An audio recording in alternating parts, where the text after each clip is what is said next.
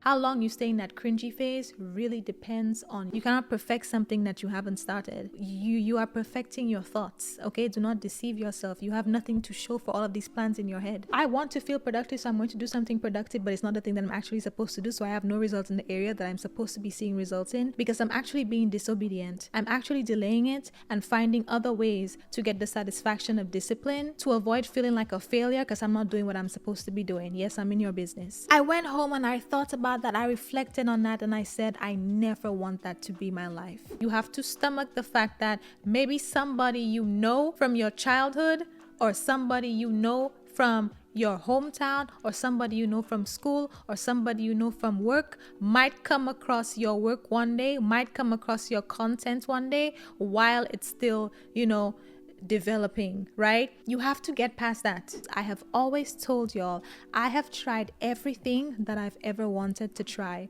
I have pursued everything that I wanted to do. I've scratched every itch. I never told y'all why. This is why. If you are interested in any type of content creation, like you want to start a podcast, you want to grow on social media, whether it's TikTok, Instagram, blogging, whatever, or if you have to maybe do an interview or put yourself out there, do some type of public speaking, anything, right? But especially content or stuff that requires you to put yourself out there like that, and you are afraid of being cringe, you are afraid of embarrassing yourself, this episode is for you. Let's take a quick trip down memory lane with a preview of my very first podcast episode on YouTube. And if you want to know, in case you care, if you want to know one of the main drivers that really always pushes me to do more and be better is my extreme fear of settling. Now let's listen to a preview of my very first intro on the audio, like my very, very, very first episode ever. So this is your sign to stop planning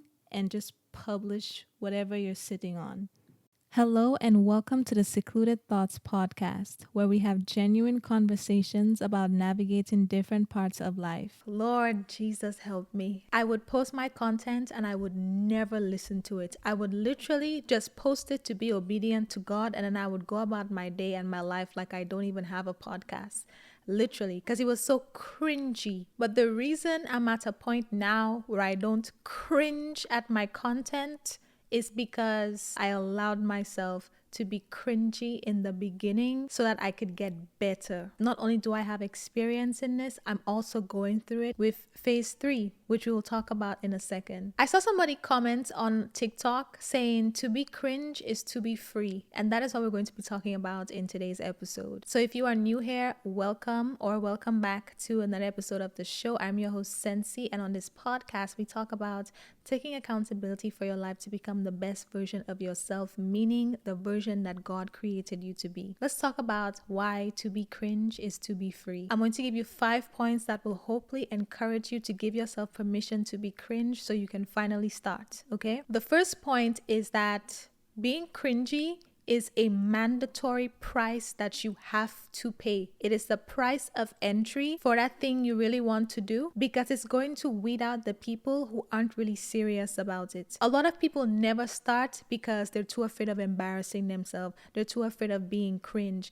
But I want you to take a second. You just saw mine, but I want you to take a second and look at your favorite influencer. Look at somebody who probably has like 1 million followers on social media now. Take a couple of minutes and scroll all the way down to their very first post or their post from a few years ago when they started. And I want you to look at the quality of their work, because you will see that the person you have grown to love, now that you see them, that they're in the spotlight or they're at their peak, they were not that same person when they just started off. Their first couple of posts, their first couple of content was probably the most embarrassing thing you have ever seen in your entire life, and they probably feel that way about it too, but they probably over it now because they kept going and it all worked out, right?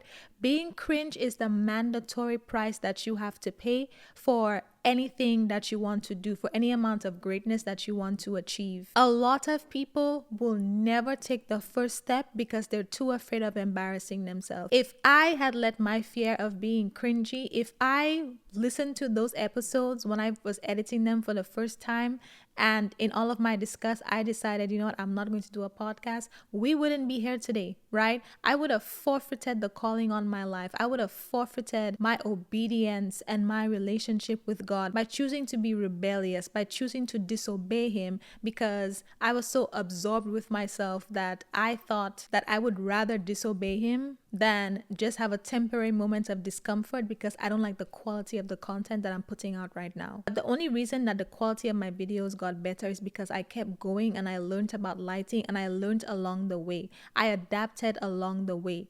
But you cannot do that if you never start. And if you are a perfectionist, if you are somebody who wants to plan, please do not deceive yourself into thinking that you can spend hours researching what type of equipment, what type of light, what type of lens, what step 50 is, and you haven't even taken step 1. Please do not deceive yourself into thinking that planning way in advance means that you are making any progress. Because it's one thing to see that, okay, you need this camera and this light. It's one thing to see that and then to buy it. It's another thing when you turn on the equipment and the quality is not what you want it to be because you don't know how to position the lighting for it to look good on camera, or you haven't sharpened your communication skills yet. So when you are speaking, the words are not flowing out of your mouth in the way that you picture it in your head. Or maybe you take the footage and you have everything that you need. It's subpar, right? Because you're just starting off.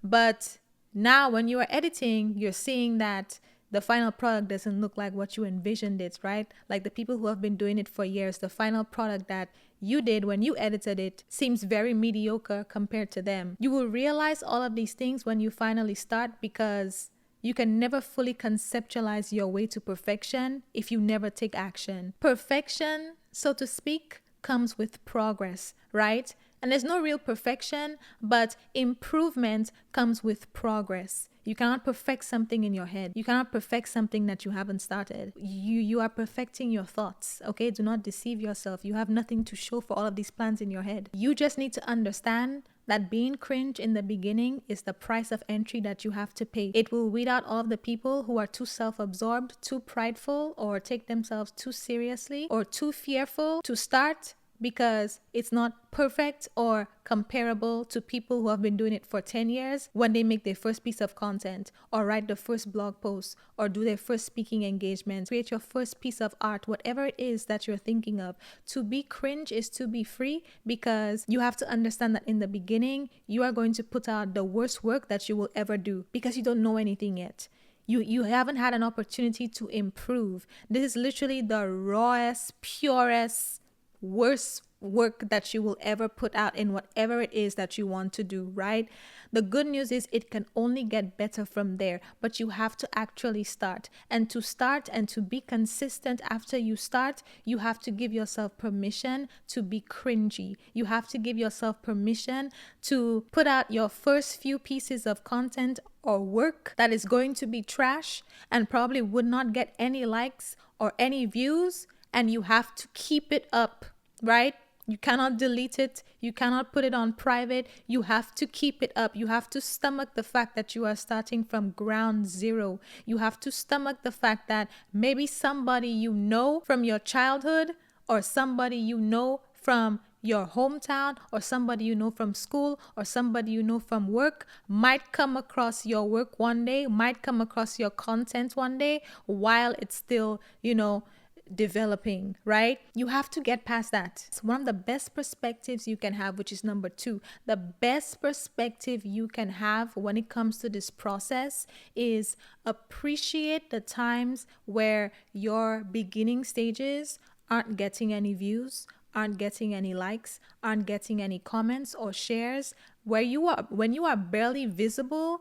In those smaller days, in your early days, before you blow up, before you start making money, before you start getting in front of a lot of eyes, before you start getting different opportunities, one of the best things that can happen is that you are hidden in those early days because you don't know what you're doing.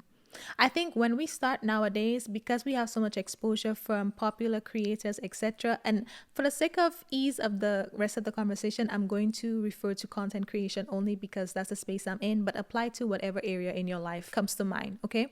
But if we look at popular content creators that have millions of followers now. It's easy to look at their work when they post and you see them getting like tens of thousands of likes within minutes, within hours. It's easy to look at that and get discouraged, because when you just start off and you post, you will likely not have these results, right? It's easy to get discouraged because you see what's possible for others, but what you don't realize is that it is actually beneficial to you to be hidden while you don't know what you're doing. Because as you grow and you make mistakes and you learn, the more eyes you have on you, the more public those things will be.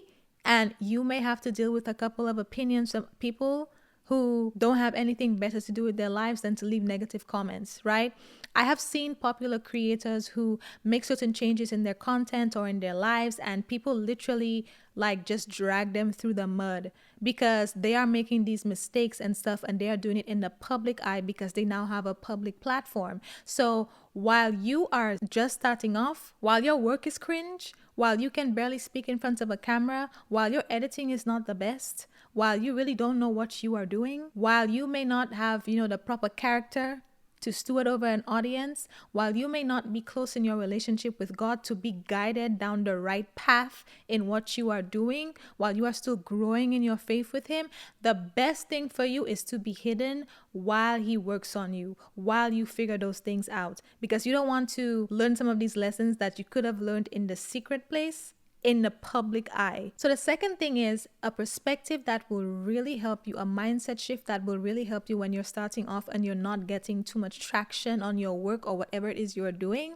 is that understand that you are blessed, you are fortunate to be hidden while you don't know what you're doing. You are fortunate to be hidden while you improve on your skills, while you get the reps in and you keep doing those things so you can get better at creating or better at writing, better at drawing, whatever it is. It's a blessing that you get to learn in the secret place, right? What I would advise you to do there is just make sure that you are improving. Make sure you are getting feedback in whatever way that you get feedback. Show your work to people that you trust. Get feedback on how you can improve. Study people who are successful at the thing that you want to do. Take notes on what's working from them. Maybe reach out to them even if it's possible, right? But focus on improving. And that's actually partially my third point as well. The third thing I wanted to say, I got ahead of myself.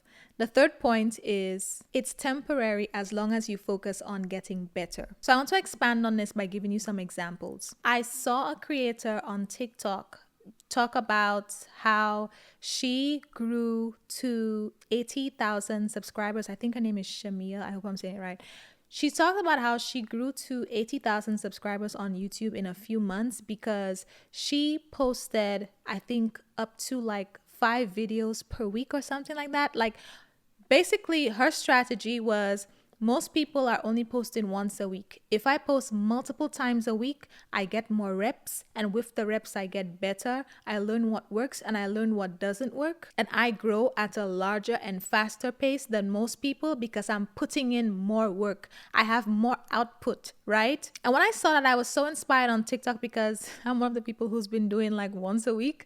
But it makes so much sense. The more reps you do, the more you get better. The more you practice, the more and faster you get better. The more work you put out, the more times you practice recording content, the faster and better your content gets, right? How long you stay cringy really depends on you. It really depends on your level of focus and determination. It really depends. You can stay cringy for a year if you put out work occasionally because you put something out the first time and it doesn't work, so you delete it and then you feel bad for a couple of months and then you put something out again in a couple of months and same thing happens and you go through this cycle. Or you stay in a cycle of fear where you put nothing out for a year and a year later you are just starting off finally and then you delete stuff because it's not looking good and it's not getting the traction. Like, you can take that route. Or you can say, you know what, I'm just going to focus on putting out as much content, as much reps, as drawing as many things, doing as many speeches as possible until I get better at it, until I reach a certain point, until it works out, until whatever goal you have. How long you stay in that cringy phase really depends on your level of determination, because you can start and put in reps every single day, practice every single day, and maybe at the end of the month or at the end of 2 months, at the end of the quarter, you will surpass all of the people who are doing stuff once a week. and you will get significantly better because you are doing it so often. So another practical example I want to touch on is actually Blue Ivy. Now, I haven't been to any of the concerts, but I've seen the snippets on TikTok. When Blue Ivy just started performing with her mother, I think her very first performance, she was kind of, shy. She's a child, you know. She did her best, but she was clearly nervous. She got the moves, but she was kind of like, still very reserved. Like the energy wasn't there. And a lot of people criticized her. A lot of people said terrible things, forgetting that she's a child and performing in front of more people than they will ever perform in front of, especially at her age. A lot of people criticized her so badly during her first performance. And that actually brings me back to a point I touched on earlier. When Blue Ivy's first performance was in front of thousands of people that her mother worked hard to get them there. She started off with an audience, and look at how people dragged her because she had to learn in the public eye. You see what I mean? That's why when I tell you to think about you starting off and not getting a lot of views as a blessing because you don't get to deal with all of that criticism while you don't know what you're doing, that's a practical example, right? But back to the point I'm trying to make. Her very first performance was not her best. Now, I think she's 13. I saw a snippet the other day of her most recent performance. And the way she walked out on stage, the way she performed, in both performances, her first and the last one that I saw at least, she hit all of the moves, right? But the difference was her stage presence. The difference was her confidence. She had gotten the reps in now and she was comfortable and she got better. She took that feedback and she got better each time, right? And now people don't have nothing bad to say about her. I mean, some people will probably find something, right? That's some people's hobby. But now she's getting all of this praise and accolades about her performance because she's doing so well and she's only, I think, 13 years old, right? So that's an example. The cringy phase is temporary and it can go by relatively quickly as long as you focus on getting better, as long as you focus on putting in the reps. It does not last forever, okay? So if it upsets you so much, then increase your output so you can get better. Now let's talk about the fourth thing, and I'll tell you about the phase-free aspect of my life that I alluded to earlier, right? The fourth thing that I kind of touched on was give yourself permission to be terrible in the beginning. So when I started my podcast, I gave myself permission to be terrible in the beginning, right? Granted, I would edit the episodes, be disgusted with myself, and then post it and act like I don't have a podcast because I was so embarrassed because it was so cringy. But I got past that phase with the content for the podcast, right? Now I'm entering this new phase where I am starting to get into social media more, right? So one of the things, if you're not new here, if you are new, basically, I was afraid to start the podcast because I was a very recluse type of person when it comes to being online. I don't really have an online presence as of right now.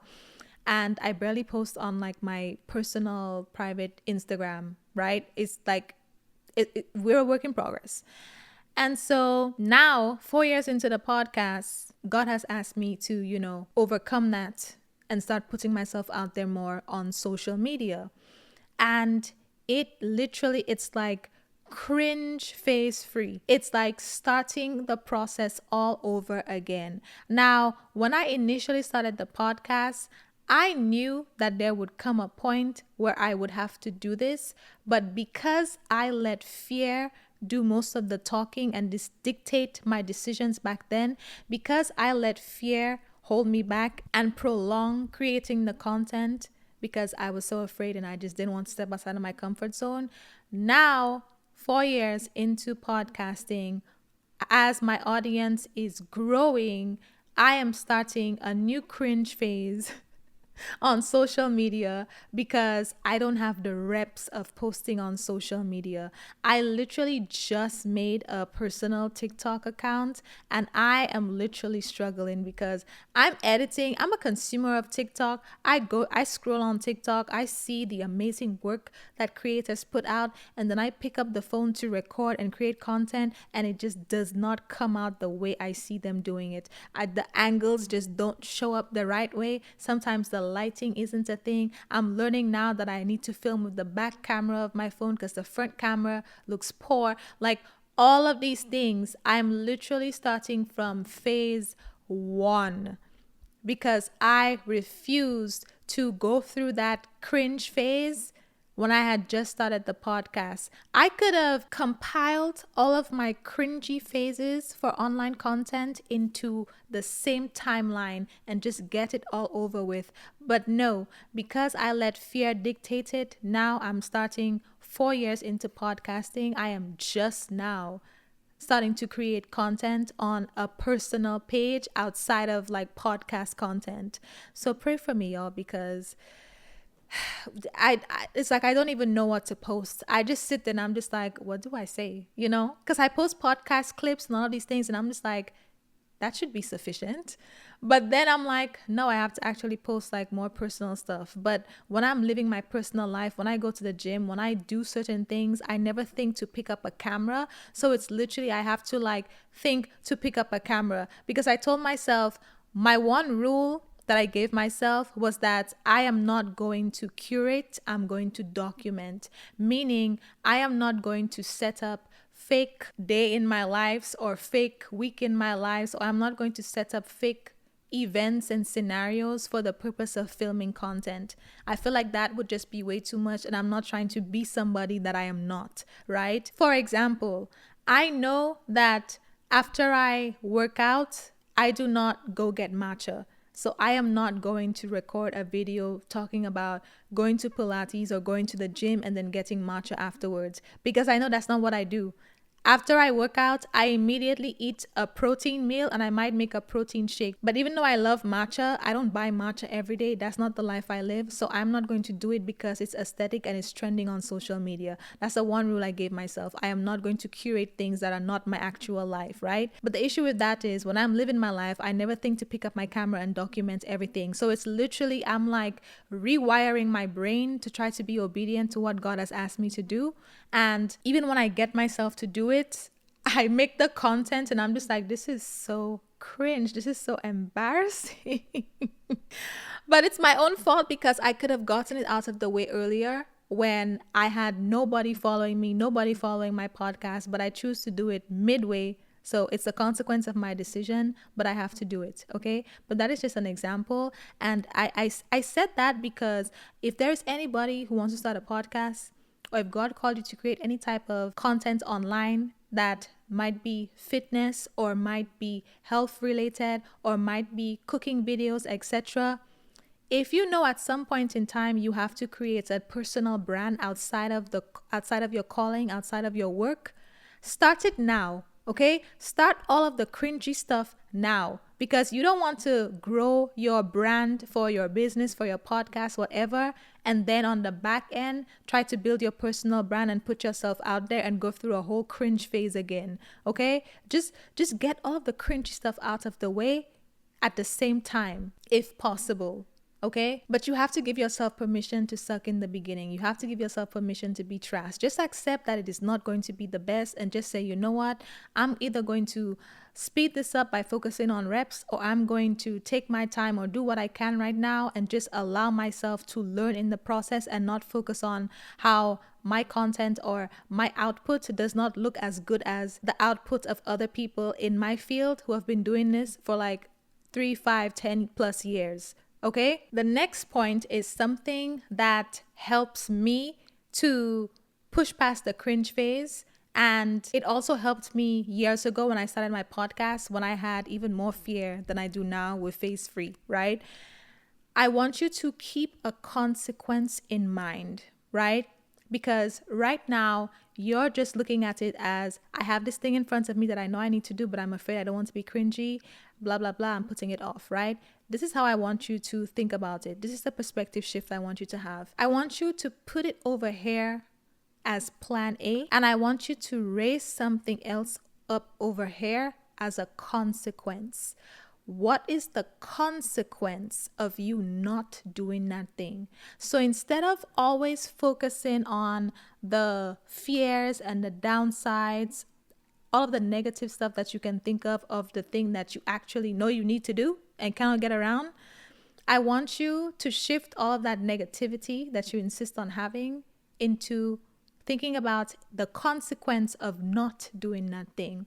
So for example, with me, with the podcast, I knew that God wanted me to start a podcast. The consequence for me at the time was taking all of the passion and creativity that I had inside of me from my journey of creation and all of the stuff that I wanted to talk about with self-improvement. The consequence was literally stifling all of that and staying on a path that I knew I did not want to spend the rest of my life doing. The consequence was literally taking the thing that I love and just saying, I am not going to do that. I'm going to live a life spending my time doing stuff that I hate instead. What are the consequences, or what is the major consequence? What will ultimately be the result or outcome of your life if you never pursue that thing? Let me give you a story of a time I met somebody who never went with plan A, and so they had to live in the consequence. So back in college, I used to attend different networking events for alumni, right? I was studying to get my accounting degree, and I wanted to get my CPA license at that time and be an accountant. So I met this lady who was a CPA, and her career path was very similar to the path that I wanted to take. So she ended up being like a mentor and somebody I could, reach out to for advice and stuff like that, because I was about to go get my MBA and start studying for my license and all of that. So I was just getting her feedback. And back then, I already had a business on the side. I had already started my blog, right? Because I was very passionate about blogging. I really wanted to grow the blog. I ended up doing it, but this was the early stages, right?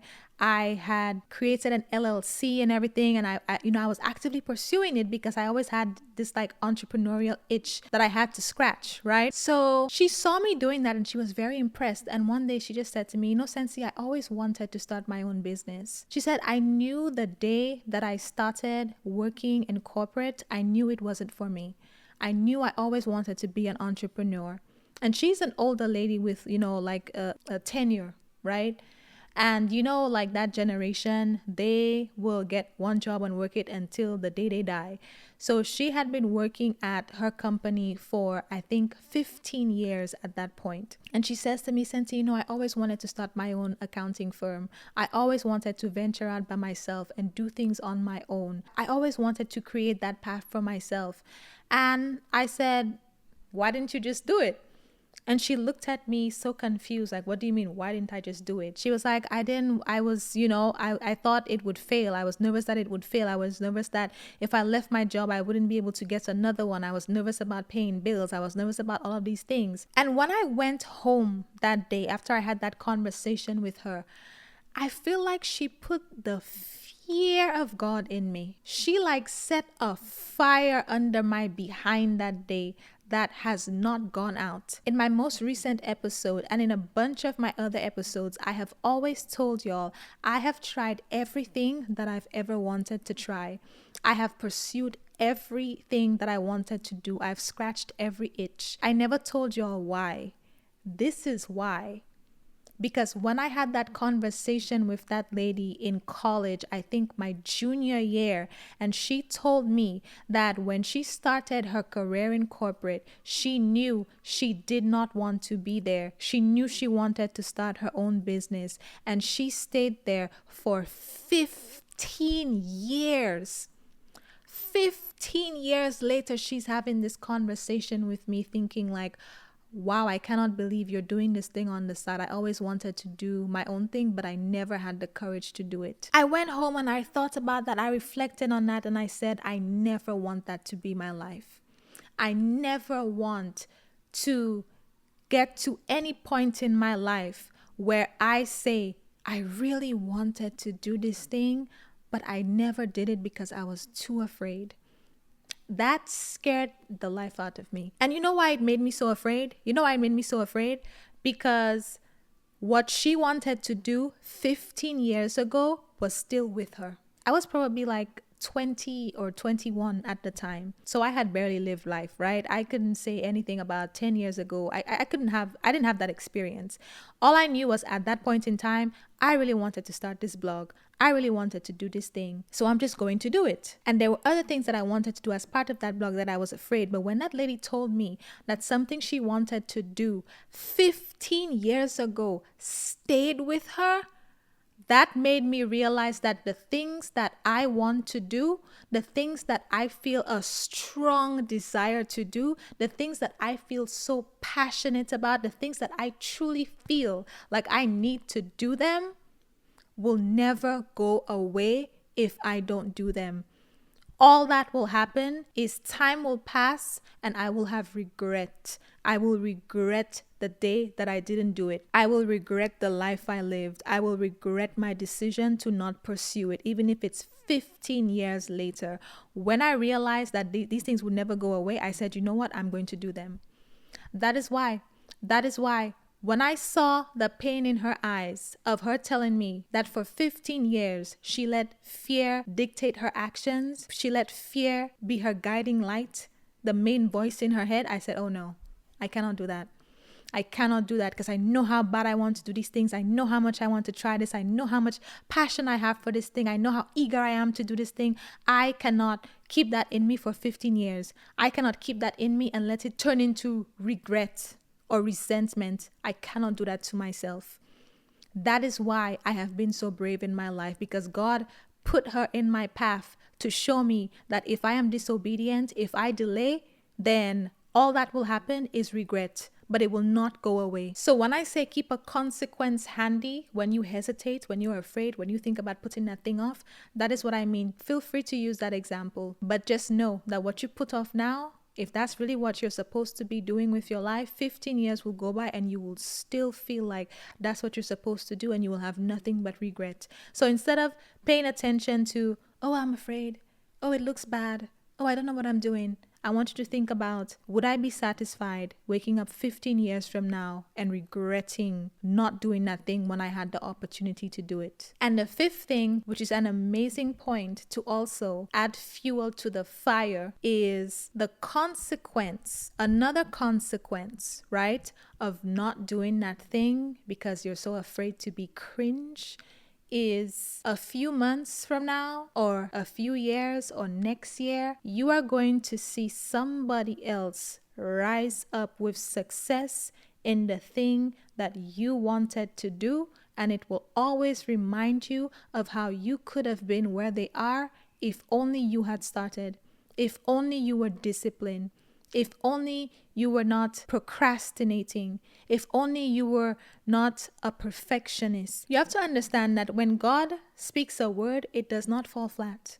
Whatever he says has to be done will be done. And it's either going to be you or it will be somebody else if you decide to turn it down, because you have free will. He will never impose on that. But if he said somebody has to do this thing in this field, in this area, in this way, and you decide to not do it, you are going to see the person he raises up, and it will always be a reminder to you of what you could have been like, what your life could have looked like if you did what you were supposed to do. Have you ever had an experience like that where you had an idea for something and you were like, somebody should do this, and then later on you see somebody actually doing it? It's because if it's supposed to happen, it will get done. Somebody is going to do it. It can be you or it can be somebody else, right? The decision is yours. But if you don't act, somebody else will. Now, here's the catch or the caveat I want to add with that, right? There can never be another you. So if we think about content creation, for example, how many self-improvement podcasts are there? A lot, right? And yet you still listen to mine, and you probably listen to others too, right? But we probably all serve different purposes. I probably speak in a certain way or give certain stories or details that help you in one way. And there might be somebody else that you listen to who does something differently that also speaks to you, right? There is enough to go around. And the reason why multiple people can be successful in the same space is because nobody can be you. We are all different. We all have a certain level of authenticity that we bring to something that cannot be duplicated because it's unique to us. But let's say there is somebody who wants to start posting content about health and wellness, right? You might want to help people lose weight, for example, and you might have this idea to be a weight loss creator or do certain things, and you have these ideas on how to execute blah blah blah, but you're just so afraid because you don't want to be cringe. You're not proud of the type of content that you put out right now. It's grainy, your speech isn't the best. It's not your best work, you feel like, right? Even though that's actually your best because you have no practice, but I digress. You feel like it's not up to par with the other people that you're comparing yourself to, so you stop.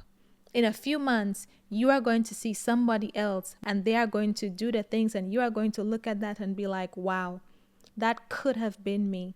And not in a sense that you idolize or envy or you're jealous of anybody in a negative way, that you want their downfall or you hate them or you leave negative comments, but in a sense of just reflecting on, you could have been growing the way they are had you stayed the course. Or had you gotten started, had you not let your fears be the thing that dictates your decisions and cause you to stop. Now, sometimes that happens so you can get a preview of what's to come if you keep going. It's really just your perspective. You can be inspired by it, which is what I would challenge you to do, but there might be some parts of you that will see that and it will make you feel like, if I did what I was supposed to do, I could have been in that position by now.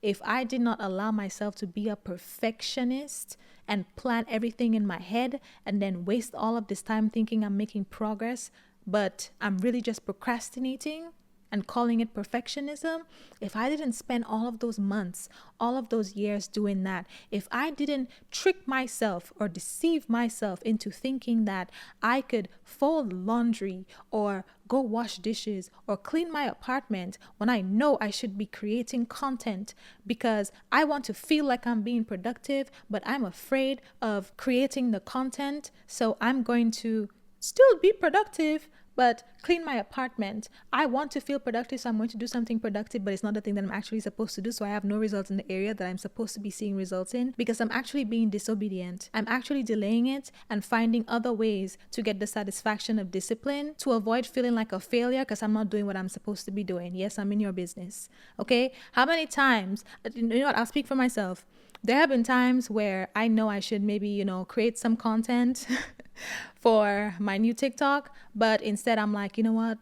Let me clean my apartment. Yes, let me, it's cluttered. My mind is cluttered. Let me just use this time to clean. And I would clean. I would feel like, wow, this is great. Everything is tidy. I feel so good.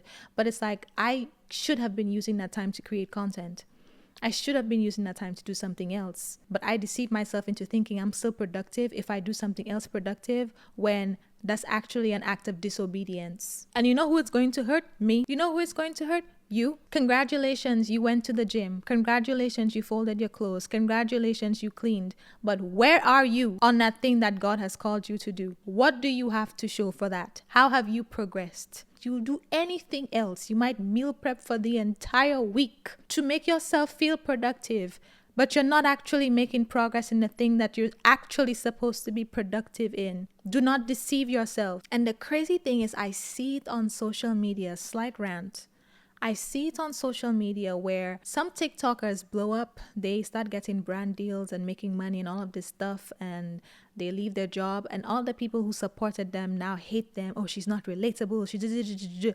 Some of these people, not all, some of these people, I really feel like it's because they probably wanted to create content but never had the courage to do it. So they hate seeing people get out of life what they could have had they not given in to their fear. Not everybody, but some people. Sometimes the jealousy and the hate that comes from people's heart, that leads to people leaving negative comments, that leads to people hating you, that leads to people not being able to celebrate you, is because they know that y'all were in a similar spot at one point in time and you took action, but they did not, and they just cannot stand to see you doing well because it's a reminder of everything they didn't do.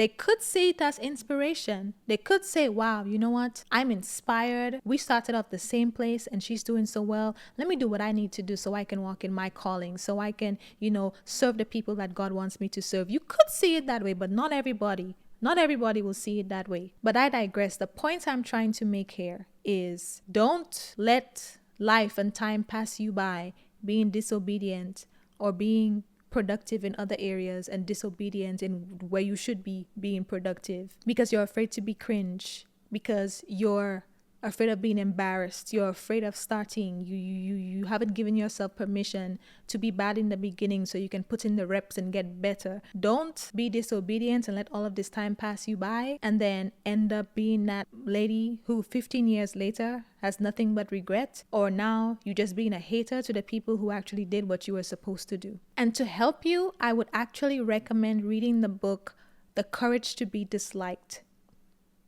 Chef kiss, changed my perspective on how I look at posting content, how I live my life. I highly recommend it.